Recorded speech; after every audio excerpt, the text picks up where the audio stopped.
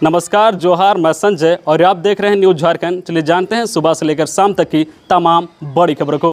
पहली बड़ी खबर की बात करें तो कोरोना से मृतक के आश्रितों को सरकार देगी 50,000। झारखंड सरकार ने की घोषणा। झारखंड सरकार ने कोरोना से मृतक के आश्रितों के लिए मुआवजा राशि की घोषणा कर दी है।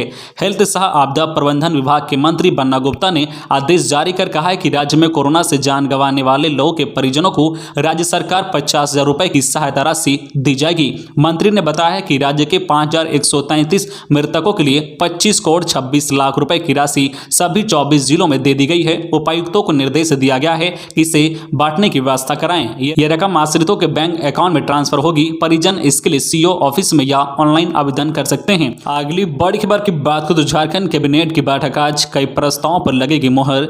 मुख्यमंत्री हेमंत सोरेन की अध्यक्षता में कैबिनेट की बैठक आज शाम 4 बजे से प्रोजेक्ट भवन में हो रही है। इस दौरान विभिन्न संवर्गों से संबंधित नियुक्ति नियमावलियों में संशोधन से संबंधित प्रस्ताव पर मुहर लग सकती है। झारखंड में एंटी टेररिस्ट स्क्वाड एटीएस का कार्य क्षेत्र आतंकी घटनाओं के साथ साथ आपराधिक गतिविधियों को रोकने का भी होगा। इससे संबंधित प्रस्ताव पर भी हो रहे कैबिनेट की बैठक में लिया जा सकता है। वही कैबिनेट की बैठक में मीडिया कर्मियों को स्वास्थ्य बीमा योजना से जोड़ने के लिए प्रस्ताव आ सकता है। सीएम ने इससे संबंधित प्रारूप प्रस्ताव को स्वीकृत दे चुके हैं। प्रस्ताव पर कैबिनेट की मुहर के बाद झारखंड राज्य पत्रकार स्वास्थ्य बीमा योजना नियमावली ग्रुप बीमा के रूप में लागू की जाएगी। बीमा धारक मीडिया प्रतिनिधि का व्यक्तिगत दुर्घटना बीमा 5 लाख रुपए का होगा। अगली बड़ी खबर की बात करें तो रामगढ़ में 12 पदों पर निकली वैकेंसी, नोटिस जारी। झारखंड के रामगढ़ में 12 पदों पर वैकेंसी निकली है। इसके लिए महिला एवं बाल विकास मंत्रालय ने नोटिस भी जारी किया है। इच्छुक उम्मीदवार प्रकाशित नोटिफिकेशन को पढ़े और अपनी योग्यता के अनुसार आवेदन की प्रक्रिया को जल्द से जल्द पूरा करे। इसमें केंद्र प्रशासन के 1 पद हैं, केस वर्कर के 3 पद, परामर्शदाता के 1 पद, सिक्योरिटी गार्ड के 3 पद, बहुउद्देश्य सहायक के 3 पद और इंफॉर्मेशन टेक्नोलॉजी के 1 पद हैं। इन पदों पर आवेदन करने के लिए उम्मीदवारों की योग्यता पदों के अनुसार 10वीं, 12वीं, स्नातक आदि निर्धारित किया गया है। इच्छुक और योग्य उम्मीदवार 22 दिसंबर 2021 तक ऑनलाइन आवेदन कर सकते हैं। आप अधिक जानकारी के लिए और आवेदन करने के लिए requirement.jharkhand.gov.in पर जा सकते हैं। वेतनमान 10 से 30,000 तक दिया जाएगा। अगली बड़ी खबर की बात करें तो झारखंड में लगातार बढ़ रही है सर्दी और घना कोहरा। बता दें कि पहाड़ों पर लगातार बर्फबारी जारी है, जिससे मैदानी इलाकों में ठिठुरन बढ़ रही है। दिन और रात के तापमान में गिरावट हो रही है। झारखंड में लगातार ठंड बढ़ती जा रही है। कई इलाकों में धुंध और घना कोहरा देखने को मिल रहा है। रांची स्थित भारतीय मौसम विज्ञान केंद्र के अनुसार आने वाले दिनों में तापमान में गिरावट जारी रहेगी। ठंडी हवा से सर्दी का सितम बढ़ेगा। हालांकि अनुमान लगाया जा रहा है कि आने वाले दिनों में झारखंड के कुछ इलाकों में हल्की बारिश की संभावना है, जिससे ठंड और बढ़ने की संभावना है। अगली बड़ी खबर की बात करें तो जैक सचिव को मिलेगा परीक्षा लेने का अधिकार। झारखंड एकेडमिक काउंसिल जैक में अध्यक्ष का पद खाली रहने की स्थिति में जैक सचिव को परीक्षा लेने का अधिकार देने की तैयारी है। अगले 1 से 2 दिन में जैक के सचिव को इसकी जिम्मेदारी सौंपी जा सकती है। परीक्षा लेने से लेकर प्रश्न पत्र तैयार करने, छपवाने के गोपनीय कार्य के लिए जैक के अध्यक्ष के पास अधिकार है। बिना उनकी अनुमति के ये कार्य नहीं हो सकते हैं। ऐसे में जब अध्यक्ष नहीं है तो परीक्षा का आयोजन करने का अधिकार जैक सचिव को दिया जा सकता है। स्कूली शिक्षा व साक्षरता विभाग ने 15 दिसंबर तक 10वीं और 12वीं के पहले टर्म की परीक्षा का शेड्यूल जारी किया था, लेकिन अध्यक्ष के नहीं होने से इसकी प्रक्रिया शुरू नहीं हो सकी है। जनवरी में 8वीं, 9वीं और 11वीं के पहले टर्म की परीक्षा होनी है। ऐसे में छात्र हित में राज्य सरकार अध्यक्ष के नहीं रहने पर यह अधिकार जैक के सचिव को देने की तैयारी में है। शिक्षा मंत्री जगन्नाथ महतो ने कहा है कि सरकार इस पर गंभीर है। समय पर परीक्षाएं हो और इसमें विलंब ना हो, इसे सुनिश्चित किया जाएगा। खबरों में आगे बढ़ने से पहले आपसे रिक्वेस्ट है कि अगर आप चैनल को सब्सक्राइब नहीं किए हैं तो प्लीज चैनल को सब्सक्राइब करके बेल आइकन प्रेस कर दे, जिससे आपको झारखंड की हर छोटी बड़ी खबर का अपडेट आप तक पहुंचता रहे। चलिए बढ़ते हैं खबरों की ओर। अगली बड़ी खबर की बात करें तो सोनिया गांधी के जन्मदिन पर झारखंड के सीएम हेमंत सोरेन समेत इन नेताओं ने दी बधाई। कांग्रेस अध्यक्ष सोनिया गांधी का आज जन्मदिन है। सोनिया गांधी आज 75 साल की हो गई है। देश की सबसे पुरानी पार्टी कांग्रेस के सबसे लंबे समय तक अध्यक्ष रहने वाली सोनिया गांधी भारत की राजनीतिक में अलग रसूख रखती है। सोनिया गांधी को उनके जन्मदिन पर झारखंड के मुख्यमंत्री हेमंत सोरेन समेत तमाम नेताओं ने बधाई देते हुए उनकी लंबी आयु की कामना की है। सीएम हेमंत सोरेन ने ट्वीट कर कहा है कि सोनिया गांधी जी को उनके जन्मदिन पर उनके अच्छे स्वास्थ्य के लिए प्रार्थना करता हूं। वही मंत्री बन्ना गुप्ता, चंपई सोरेन, वही मंत्री बादल पत्रलेख ने भी सोनिया गांधी के जन्मदिन की बधाई दी है। अगली बड़ी खबर की बात करें तो इलाज कराने आया गुमला का एक व्यक्ति निकला कोरोना पॉजिटिव। ओमिक्रॉन टेस्ट के लिए सैंपल भेजा जा सकता है पुणे।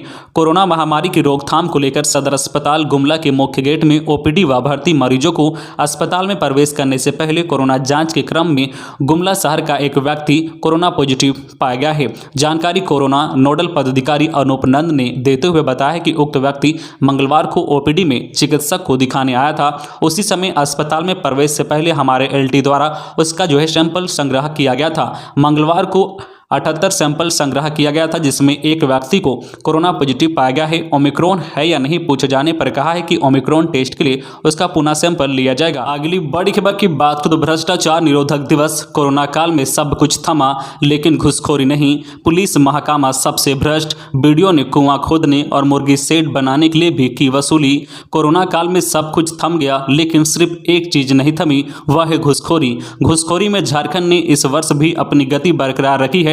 अंतर्राष्ट्रीय भ्रष्टाचार दिवस पर यह जानना बेहद जरूरी हो जाता है कि सरकारी कार्यालयों में भ्रष्टाचार का पैमाना क्या है।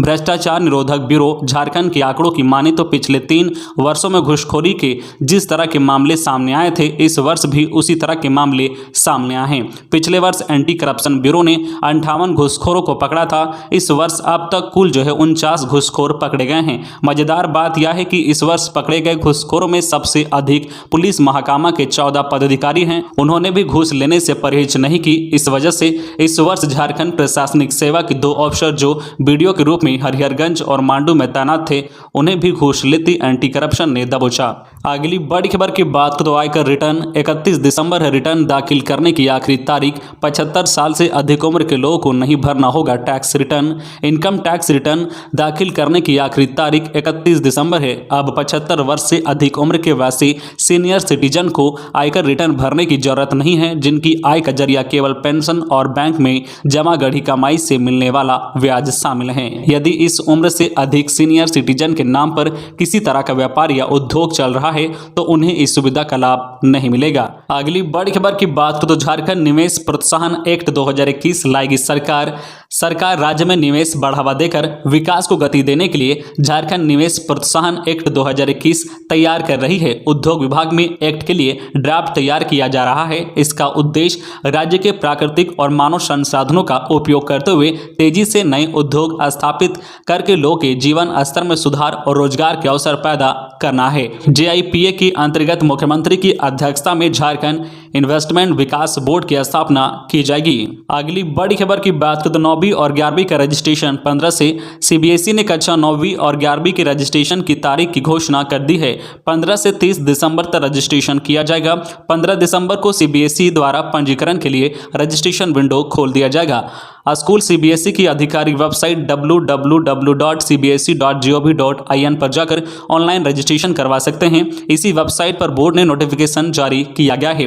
बोर्ड हाई स्कूल और इंटर की परीक्षा के लिए 1 साल पहले ही तैयारियां शुरू कर देता है। इसी क्रम में 9वीं और 11वीं के छात्रों का रजिस्ट्रेशन कराया जाता है। अगली बड़ी खबर की बात करें तो झारखंड के वीर सपूतों को श्रद्धांजलि देने आए थे जनरल परमवीर अल्बर्ट एक्का के सम्मान में पत्नी संग गुमला पहुंचकर जीत लिया था दिल। Chief of defence staff CDS Bipin Rawat और उनकी पत्नी मधुलिका रावत की मौत की खबर ने पूरे देश के साथ साथ झारखंड को भी झकझोर कर रख दिया है। सोना में वीर के नाम से चर्चित रहे जनरल रावत के साथ राज्य के लोग की गहरी संवेदनाएं जुड़ी हुई थी। बतौर सेना अध्यक्ष उनका गुमला दौरा लोगों के दिलों और दिमाग में बसा हुआ है। 4 जनवरी 2019 को सेना अध्यक्ष के रूप में जनरल झारखंड के बहादुर बेटे परमवीर अल्बर्ट एक्का की वीर गाथाओं से प्रभावित होकर उनके सम्मान में खींचे चले आए थे। अपनी पत्नी के साथ चैनपुर प्रखंड स्थित बरवे मैदान पहुंचे और अल्बर्ट एक्का को श्रद्धांजलि अर्पित की। इधर जनरल रावत के निधन की खबर मिलते ही शहीद अल्बर्ट एक्का के परिवार में शोक की लहर दौड़ पड़ी है। अगली बड़ी खबर की बात करें तो अपराधियों का मनोबल हाय। CID ADG का फेक प्रोफाइल बना, गाली गलौज की और मोबाइल नंबर बांटा। साइबर अपराध करने वालों की हिम्मत इतनी बढ़ती जा रही है कि अब वे CID के ADG स्तर के अधिकारियों को भी नहीं बकस रहे हैं। ताजा मामला धुरवा थाना में 7 दिसंबर को दर्ज हुआ है। सीआईडी के एडीजी प्रशांत सिंह का फेक प्रोफाइल बना एक अज्ञात साइबर अपराधी ने न सिर्फ एक व्यक्ति के साथ गाली गलौज की, बल्कि मोबाइल नंबर पूछे जाने पर एडीजी अभियान का नंबर उक्त व्यक्ति को दे दिया। इस संबंध में धुरवा थाना में पदस्थापित एएसआई सीताराम मांझी ने साइबर डीएसपी की सूचना पर प्राथमिकी दर्ज कराई है। तो ये थी आज की झारखंड की टॉप बड़ी खबरें। इसी तरह झारखंड की हर छोटी बड़ी खबर देखने के लिए आप हमारे चैनल न्यूज झारखंड चैनल को सब्सक्राइब करके बेल आइकन प्रेस कर दीजिए, जिससे आपको झारखंड की हर छोटी बड़ी खबर का अपडेट आप तक पहुंचता रहे। तो आज के लिए बस इतना ही, हमें दीजिए इजाजत, फिर मिलते हैं नेक्स्ट न्यूज में।